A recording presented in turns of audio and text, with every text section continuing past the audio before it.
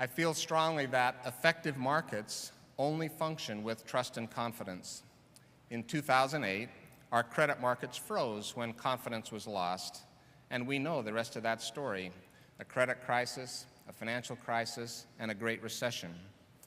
We cannot allow cyber threats to destroy trust and confidence in our effective, efficient digital marketplace, and therefore a sustained commitment to cybersecurity is required. Because of the interdependence of our cyber world, the public-private partnership must be functional. We can and will come together because the cyber threat is a common enemy that I believe can unite us, even as diverse as this group. Thank you very much, and I wish you all the best for the remainder of the summit.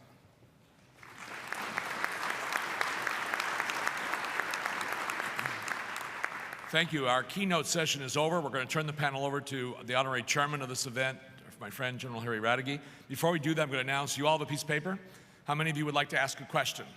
So what we're going to do is the gentlemen here are going to be pious. What we're going to do is ask you to print your question. I'm sorry, but print as best legibly as you can, your question. Pass it towards the center of the aisle, and these two gentlemen will walk up and down the aisle on a regular basis, picking these up, bringing them in to our team, and the questions will then be fed to the panel.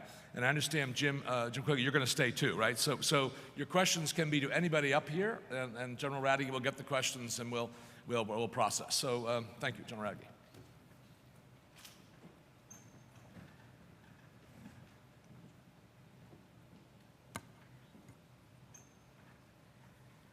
Well, thank you very much, and it's a pleasure being here with everyone today. First off, we have one panel member I think that is missing out there. I know he's here. Would Ryan Lang please come forward and take a position on the stage there in my seat?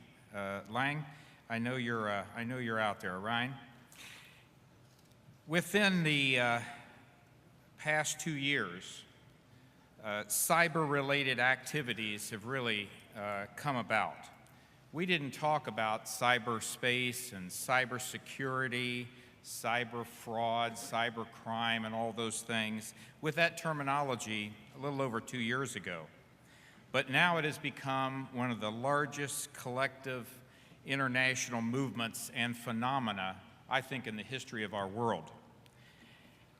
We've carefully designed this event, this summit, and as you'll notice, last night we had an awareness dinner.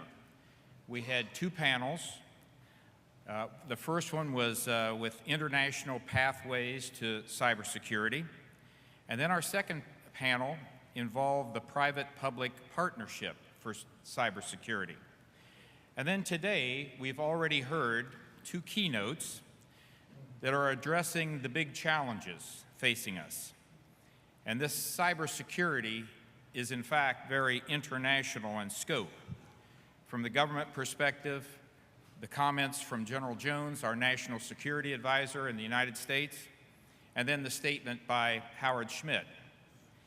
And then the industry perspective of Big Challenge by Jim Quigley. So now we come to this part in our program where we have our first plenary panel session.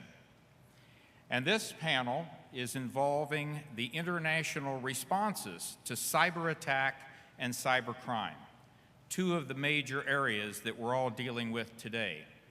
And this panel is going to specifically delve into the diplomatic options for working together across the borders of cyberspace. And I think we're realizing more and more today that matters of cybersecurity are a common international bond among us all. As John Morose mentioned, as you have questions, please write those down, pass those to the aisle, and one of the EWI staff will collect those, because we want to try as a panel to be responsive to some of the questions that you might have. Now, I would like very briefly to introduce our 6 distinguished panel members. And I've decided to introduce them in alphabetical order. That seemed like the easiest way to approach this distinguished group today. First off, Mr. Bill Baker is the Deputy Minister of Public Safety from Canada. He's responsible to coordinate and support the efforts of the federal organizations to ensure the national security and the safety of all Canadians. He is charged with working with other levels of government, with first responders, with community groups, with the private sector, and other nations to enhance the safety of Canadians. Our second panel member is Minister Ryan Lang. He's the Minister of Justice from Estonia. He also served as the interim Minister of Foreign Affairs, and in 2003 was elected into the Riigikogu, which is their parliament, and he performed duties as the chairman of the European Union Affairs Committee. In 2004, he was the first vice president of the parliamentary level. Since the restoration of independence of Estonia, Lang mainly operated at the entrepreneurial area in the areas of media, and he was, among other things, the first founder of the first Estonian private radio station. And he also, during his distinguished career, has worked in the field of legal and economic counseling. Our third member of the panel is Congressman Michael McCaul. He's the Republican U.S. Representative for the 10th Congressional District here in Texas. And I have had the pleasure and privilege of working with Congressman McCaul now for over 2.5 years very closely in Washington, D.C. And like the question that was posed to all of us last night at dinner, everything in Texas is big. And in fact, Congressman McCaul's district stretches from Austin to Houston. Before his political career, the congressman worked as an attorney and a federal prosecutor. He was the chief of counterterrorism and national security for Texas's branch of the U.S. Attorney's Office, and he also worked under the Department of Justice's Public Integrity Section. In 1998, he was appointed Deputy Attorney General, and he held that position until 2002, and then ran for the U.S. House of Representatives in 2004. I have been privileged to serve with Congressman McCaul for the last 2.5 years as co-chairs of the Center for Strategic and International Studies Special Commission on Cybersecurity for the 44th President. We have Patrick Pelloux, the Deputy General from the French Network and Information Security Agency. I met Patrick at the RSA conference out in San Francisco, was very impressed with his background and the way he answered and addressed questions that were put to him.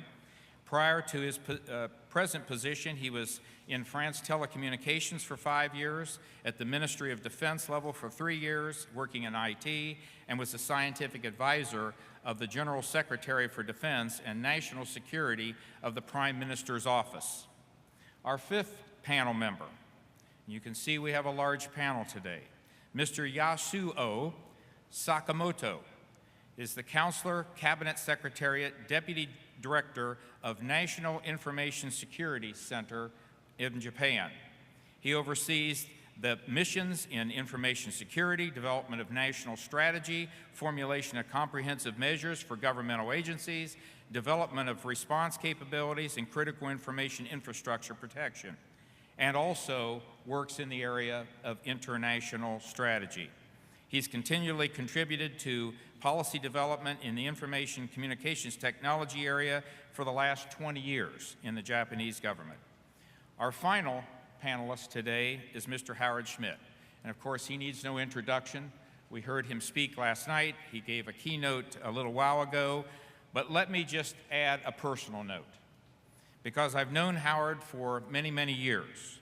He's served for 40 years in areas of defense, law enforcement, and corporate security. In fact, we worked with the President